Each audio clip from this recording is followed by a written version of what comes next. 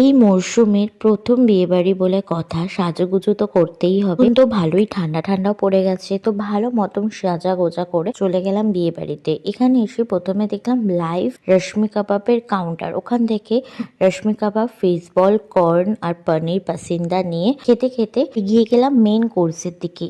বাপরে, এখানে তো এলাহিক ব্যাপার। প্রথমে চলে এলো চানা মশলা আর নানপুরি, তারপরে ফিশ বাটার ফ্রাই সঙ্গে স্যালাড।